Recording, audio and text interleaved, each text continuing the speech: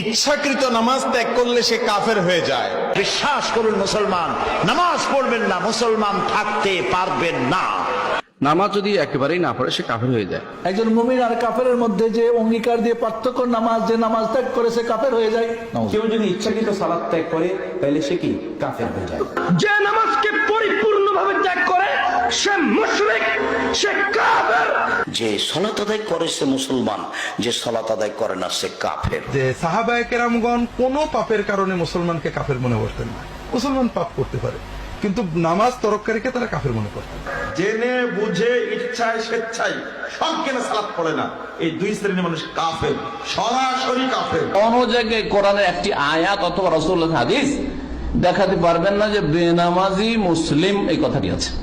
বেনামাজিরা জানবে কি করে সালাত ত্যাগ করলে যে মানুষ ইসলাম থেকে খারিজ হয়, সেটা আলেমরাই জানে না। সালাত যে ব্যক্তি আদায় করে না সে কি কাফের? হাদিসের ভাষায় যে সালাত ছেড়ে দিল সে কাফের, সে কুফরি করল। ইবনে মাজা প্রথম খণ্ড 1079 নম্বর হাদিস।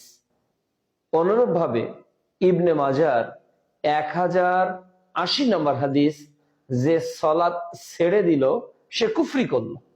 কাজেই আমরা নিঃসন্দেহে বলতে পারি যে সালাত ছেড়ে দিল সে কাফের।